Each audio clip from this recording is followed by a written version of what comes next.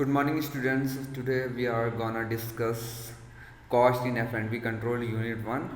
So first understand what is cost. Cost क्या होता है? कैसे मतलब आप कैसे डिफाइन कर सकते हो कि कॉस्ट को अपने वर्ड्स में? सो कॉस्ट जो होता है वो कुछ नहीं होता, that is basically a value for an asset. Okay. So cost क्या होता है? किसी भी पर्टिकुलर ऑब्जेक्ट की, किसी भी एसेट की जो वैल्यू होती है, जो कीमत होती है, उसे हम क्या बोलते हैं? कॉस्ट. जैसे कि एक अगर आप एक सेब खरीदने जाते हो तो सेब का एक कीमत होता है ना, कि भैया वेंडर जो है बोलता है कि भैया 70 रुपये से नीचे नहीं दे पाएंगे हम किलो. ठीक. तो ये आपकी कॉस्ट हो गई. So cost is defined as a reduction in the value of an asset for the purpose of securing benefit और गेन. सो क्या होता है कि ये बेसिक वैल्यू होती है जिसको डिफाइन किया जाता है ताकि आप उसके ऊपर प्रॉफिट गेन कर सको, ताकि आपको उस पर फ़ायदा मिल सके.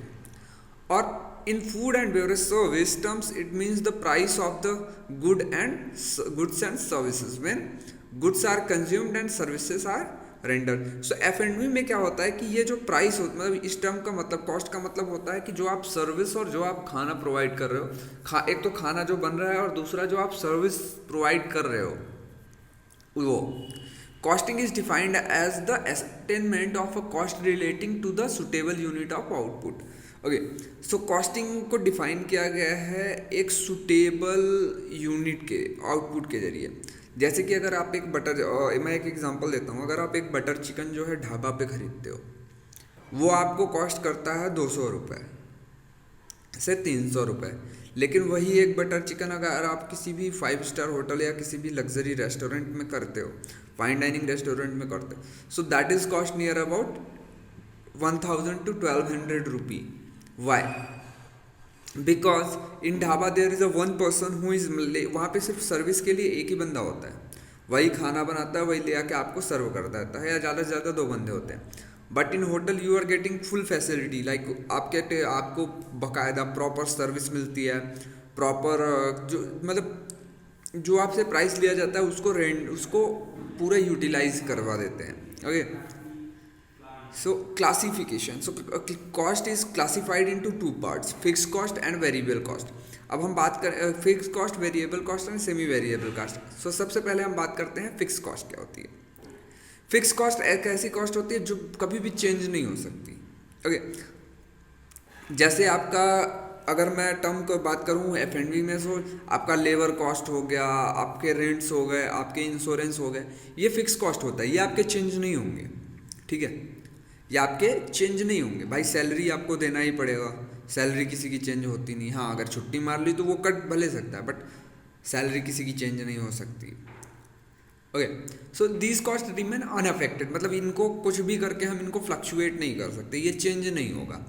फॉर एग्जाम्पल, आप बिग बाजार जाओ, वहाँ से सामान खरीदो, अगर उसके ऊपर जितना जो प्राइस लिखा है आप उसी प्राइस में, आप उस पर बार्गेन नहीं कर सकते. सब्जियां अगर आप एक बार लोकल वेंडर या लोकल मार्केट में खरीदते हो तो उसको क्या करते हो? मोल भाव कर लेते हो. लेकिन अगर फिक्स्ड रिटेल शॉप में जाते हो तो वहाँ पे क्या वो मोल भाव करता है? नहीं. वो बड़ा बड़ा बोर्ड लिखता है, लेना हो तो लो, नहीं तो निकल लो. ठीक है. तो इसको क्या बोलते हैं? Fix cost. अब बात आती है वेरिएबल कॉस्ट. वेरिएबल कॉस्ट के लिए बेस्ट एग्जाम्पल आपका वही सब्जी वाला. हम सब्जी वाले के पास जाते हैं, बोलते हैं उससे, भैया सब्जी आलू कैसे लगा है? भैया 80 रुपये किलो. भैया लेकिन बगल वाला तो 70 का दे रहा था. लोगों की अलग अलग ट्रिक होती हैं. ठीक है, भैया अलग वाला वो तो 70 का दे रहा था, वो तो इतने का दे रहा था, आप क्या रेट में दोगे? तो भैया भी कम कर देते हैं क्योंकि ही नीड टू. तो ये सारी जो जो ये ऐसा सिचुएशन होता है, मतलब कहने का मतलब ये नहीं कि मैं इससे रिलेट नहीं कर रहा हूँ, मैं आपको एक बेसिक एजेंडा समझा रहा हूँ कि जहाँ पे प्राइस फ्लक्चुएट करे. 80 रुपये आदमी बोल रहा है लेकिन वही सामान आपको 70 रुपये में मिल जाए, वो होता है वेरिएबल कॉस्ट, मतलब उसका फ्लक्चुएट कर रहा है. तो होटल में वेरिएबल कॉस्ट क्या होते हैं? फूड कॉस्ट हो गया, बेवरेज कॉस्ट हो गया, सेल्स का इंक्रीज डिक्रीज हो गया, ये सारी चीज़ें आपकी वेरिएबल कॉस्ट होती हैं. क्योंकि फूड अगर सीज़न है, आलू का सीज़न है, आपको फूड कॉस्ट कैसे होता है? फूड कॉस्ट वेरिएबल कॉस्ट में आता है. कैसे? आज आपको मंडी में आज मंडी में कुछ सब्जियां हैं या कुछ मीट है जो ज़्यादा आ गया, उनकी प्राइस डाउन हो गई। कल उसी की प्राइस हाई हो गई और जो आपने हाई प्राइस पे खरीदा था वो लो हो गया। Beverage cost up and down करते रहते हैं। पानी आप 12 रुपये लीटर मिल गया, कल आपको 20 रुपये लीटर मिल रहा है। So this is variable cost. अब हम बात करेंगे semi variable cost. Semi variable cost क्या होते हैं? ये चेंज भी हो सकते हैं, फिक्स भी हो सकते हैं, थोड़ा सा इनके अंदर फ्लक्चुएशन हो सकता है। These cost change with the change in sales but not direct proportion. So ये मतलब बेसिकली ये जो है सेल्स के चार्जेस के वाइस वर्सा होते हैं, सेल्स के वाइस वर्सा होते हैं। इनमें क्या होता है, इनमें आपका इलेक्ट्रिसिटी बिल, फ्यूल, मतलब जितना ज़्यादा चलेगा। अगर एक होटल है, जस्ट एन एग्जांपल, एक होटल है उसमें 100 कमरे हैं, 100 के 100 कमरे बुक हैं, क्या होगा? प्रॉफिट ज़्यादा आएगा भाई। Your entire hotel is sold out, profit ज़्यादा, लेबर ज़्यादा, इलेक्ट्रिसिटी बिल ज़्यादा, फ्यूल बिल ज़्यादा। क्यों? क्योंकि ज़्यादा लोग रह रहे हैं, सिंपल सी बात है। पहले एक घर में सिर्फ आपके मम्मी पापा थे, एक घर में ही लाइट पंखे सब चलते थे, बाकी जगह पे नहीं चलते थे, इलेक्ट्रिसिटी बिल कम थी। आपकी छुट्टियां हुई, आप आ गए, आपके मामा लोगों के बच्चे आ गए, क्या हुआ? फैमिली बढ़ी, स्पेस ज़्यादा इकट्ठा हुआ। जहाँ पे एक फ़ैन चलता था वहाँ पे 3 फैन चलने लगे, 4 फैन चलने लगे। जहाँ पे एक फ़ोन चलता था वहाँ पे 3-4 फ़ोन चलने लगे।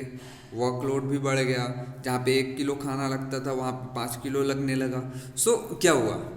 सो ये डिपेंड करता है, ये टोटली इसीलिए बोला गया है कि it depend upon the sale. अगर ज़्यादा रूम सेल होंगे सो इनके जो ये कॉस्ट हैं ये भी ज़्यादा आएंगे। अगर कोई ऑक्यूपेंसी नहीं है तो ये कॉस्ट नहीं आए, मतलब आएंगे लेकिन वो नहीं आएंगे। Done. So now we gonna discuss about element of cost. So element of cost क्या क्या होते हैं? The first one is raw material. हमें किसी भी खाना, किसी भी प्रोडक्ट के लिए रॉ मटेरियल रिक्वायर होती है। Cost of employees, labour cost आपका आ गया, ओवरहेड कॉस्ट आ गया, अलग अलग तुम्हारे रेंट, इंश्योरेंस, फूड के। सो अब हम बात करेंगे food costing. So it is the process of calculating. So food costing क्या होती है? ये एक प्रोसेस होता है जिसके जरिए हम फूड के प्राइसिंग, फूड के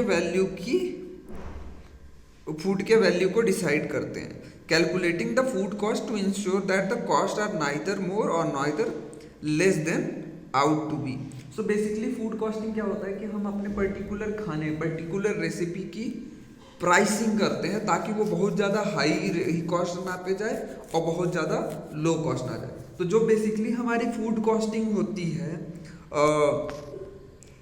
उसमें हम दोनों बातों का ध्यान, उसमें हम लोग खाने की कॉस्टिंग अभी इंक्लूड करते हैं, प्लस जो हम सर्विसेज, एडिशनल सर्विसेज प्रोवाइड करते हैं उसकी भी प्राइस इंक्लूड होता है। एंड दैट्स अ रीज़न कि आपको एक नुक्कड़ पे चाय 10 रुपए की मिलती है, लेकिन वही चाय आपको एक रेस्टोरेंट पे 120 और 140 रुपीज़ की मिलती है या 200 रुपीज़ की मिलती है।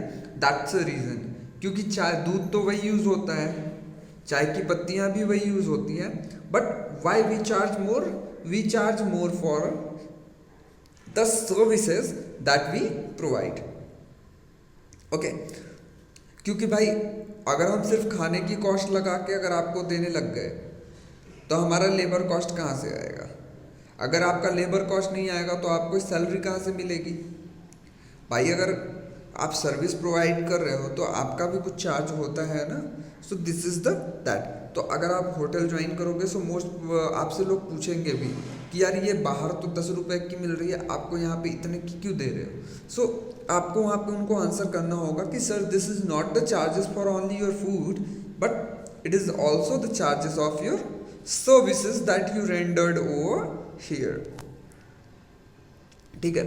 सो अब हम बात करते हैं हर एक पॉइंट्स की। So determine overall profit target. ठीक है, प्रॉफिट टारगेट को देख के कैपिटल एम्प्लॉयड, प्रॉफिट परसेंटेज और net profit sales should aimed at, Okay, percentage of revenue will be required to cover labor cost, overhead cost, what percentage revenue. So ये जो आपको मैंने सारी बातें बताई वो सारी बातें है कि मतलब जो फूड कॉस्टिंग करते हैं वो हम प्रॉफिट देखते हुए करते हैं, कैपिटल देखते हुए कर अपने कैपिटल्स एसेट को देखते हुए करते हैं, ठीक है। प्लस प्रॉफिट परसेंटेज हम प्रॉफिट सेल इनको एम करके करते हैं। रिवेन्यू देखते हैं तो हम अपने लेबर कॉस्ट, ओवरहेड इन सबको चेक करते हुए हम फूड कॉस्टिंग करते हैं, ठीक है। सेल मिक्स, ये सारी चीज़ें हैं, ठीक है। एक बार आप लोग ये सारे पॉइंट्स याद कर लेना। So the main stages of food control are purchasing, receiving, controlling and storing and storing, preparing and services. Okay, we gonna discuss everything in deep. So simple control system, सबसे पहले बात आती है सिंपल कंट्रोल सिस्टम क्या होता है। The KOTs and BOTs and bills are a part of simple control system. हम खाने को कंट्रोल कैसे कर सकते हैं, मतलब जो बेसिक कंट्रोलिंग है हमारे रेस्टोरेंट में वो कैसे होती है। तो सबसे पहले होती है KOT, BOT और बिल्स के थ्रू। KOT का मतलब होता है किचन ऑर्डर टिकट। जब आप किसी भी गेस्ट के पास जाते हो तो आप उससे ऑर्डर जो लेते हो उसे किस पे लिखते हो, KOT पे। अगर बेवरेज का ऑर्डर लिखते हो तो उसको लिखते हो BOT पे। समझ में आ गई बात। फिर जो गेस्ट का बिल होता है ये जो है हमारे वो सिंपल कंट्रोल सिस्टम है, क्योंकि जितना आप अब मुंह से अगर आपने ऑर्डर दे दिया, अब इसमें क्या है कि कैसे कंट्रोल करते हैं, जितना गेस्ट ने ऑर्डर दिया उतना सारा आपने उस KOT पे लिख दिया, सिर्फ उतना ही पोर्शन प्रिपेयर होगा। So there is a track on things कि हाँ ये चीज़ें मिसप्लेस नहीं हो रही, ये चीज़ें अगर ये इतना सामान जा रहा है तो इतने का हमें कॉस्ट मिलेगा गेस्ट से। Okay, so 3 KOTs, kitchen, waiter and cashier और कॉपी बुक। सो KOTs की बेसिकली जब आप KOT की जब प्रैक्टिस मैं कराऊंगा तो यू गेट टू नो कि एक KOT में 3 कॉपीज होते हैं, white, pink, yellow. So white one is for kitchen, yellow one is for waiter and pink one is for future records.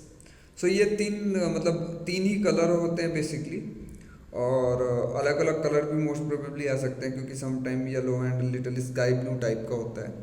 तो आपके 3 कॉपीज होते हैं जिसमें से एक कॉपी किचन में जाता है for the chef because they need to prepare the food, 1 copy is with waiter क्योंकि उसे वो खाना सर्व करना होता है, and 3rd copy we will keep it for future records.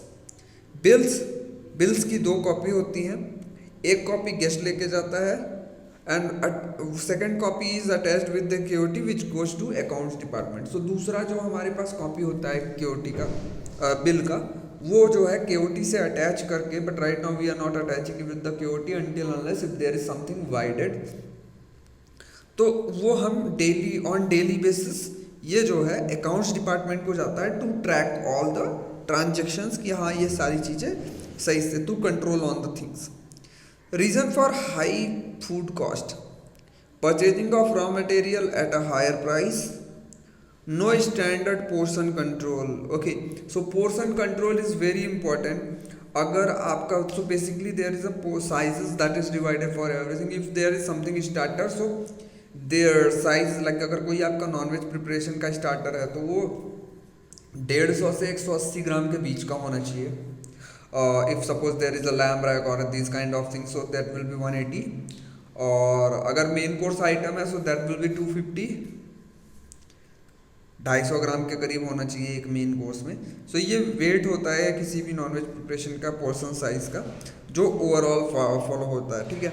Lack of market survey at the time of purchasing, of course that is important क्योंकि अगर आपको मार्केट के बारे में पता ही नहीं है तो आप किसी भी वेंडर से कोई भी सस्ती चीज़ महंगे या अलग अलग रेट पे उठा सकते हो, ठीक है। The quantity received is not accordance to the purchase order, incorrect weighing machine and used while receiving, spoilers and pilferage बहुत बचना पड़ेगा specially if you are in bar क्योंकि ये आपकी जॉब भी खा सकता है। No following of standard recipes, this is for the chefs. No portion control while receiving Again, for the receiving department, commissary for perishable and non-perishable, for perishable items. No recycling for leftover food item. Okay. Faulty menu pricing. Definition, defective KOT control in outlets. Okay. So these are the money collected by the service staff without generating the bill. Discount sales of undercharges. Okay. So these are the points you need to remember to control the cost. Okay. Food cost equal to opening stock plus purchase. Food cost हम कैसे decide करते हैं? This is the formula how you calculate your food cost. So opening stock plus purchase divided by commodities received from the stores plus kitchen transfer inward minus closing stock on the house minus staff meal plus minus kitchen transfer. Okay. So ये आप अगर सारे numbers इसमें put कर दोगे you get to know your food cost. Okay, so here we are finished with the cost.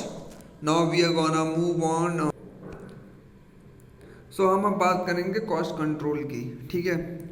So this is just a small topic. So आज ही मैं फिनिश कर देता हूँ cost control. So control may be defined as a process by means which managers attempt the direct, regulate, restrain action of people in order to achieve the desired goal of the establishment, financial sources,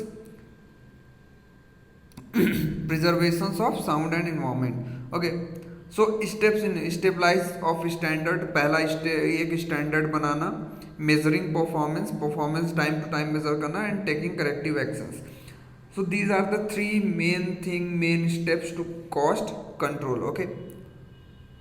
So establishment of standards include establishment of procedures, standard purchase specification, standard recipe, standard yield and which are set to the benchmark for the performance.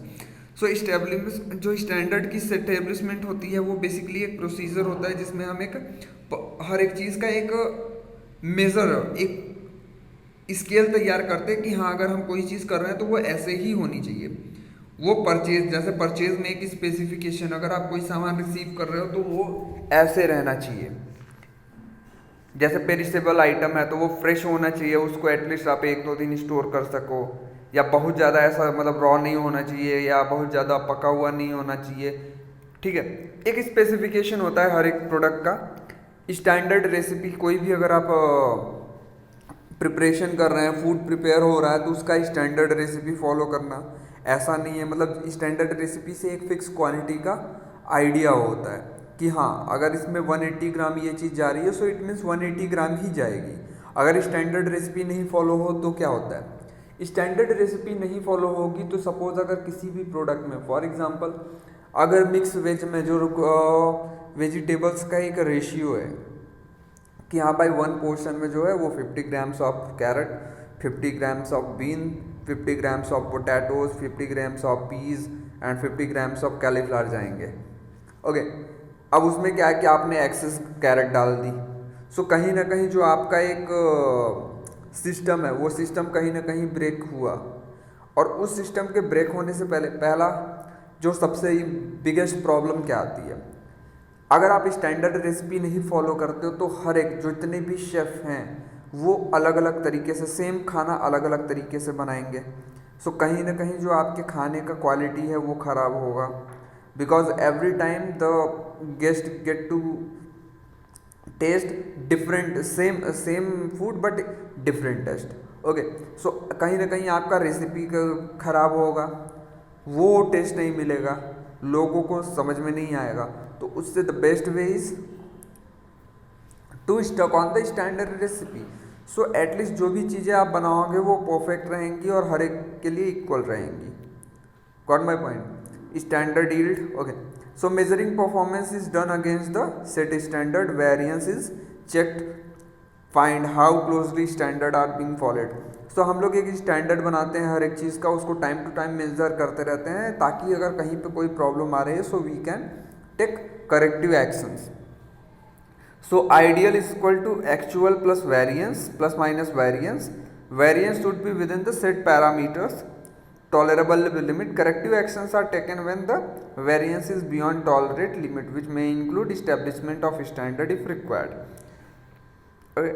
So what are the objectives and advantages of cost control?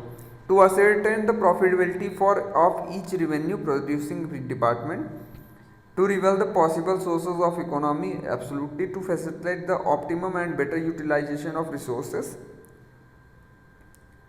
जो आपको example बताया potatoes carrot mix veg का, to obtain information for the adaptation of sound pricing policy, to give an opportunity for comparison, to increase the efficiency of the employees, to reduce the wastage and pilferage, to allow flexibility in the selling price in case of the banquet functions. This turn result into higher revenue, to prevent fraud by staff, to set example for the subordinates by the managers or leaders. Okay. So method of food controlling, ordering perishable food in quantities for immediate use, जितने भी आपके perishable जो जल्दी ख़राब होने वाले हैं उनका जितना रिक्वायरमेंट है सिर्फ उतना ऑर्डर करना. Non perishable for in which that turn over fast to prevent spoilage, मतलब नॉन पेरिसेबल आइटम्स को भी इतनी ही क्वांटिटी में मंगाओ ताकि वो जल्दी यूज़ हो जाए, ख़राब ना हो, वेस्टेज ना हो उनका. Offering incentives to the staff by achieving sale target, लालच दोगे आपके प्रॉफिट ज़्यादा होंगे क्योंकि आप सेलिंग बढ़ेगी. Using standard recipe for which portion can be easily identified. Okay. Close supervision and regular check to strategic points to pin point area variance correct. So every day you need to check your KOTs BOTs with your bills. Using modular equipment for storage preparation and services, and portioning of dishes in the kitchen by handing it over to the service staff. So thank you. Today we already finished with the cost and cost control methods. So if you guys having any problem, you can directly ask me questions. I will love to solve your queries. Thank you.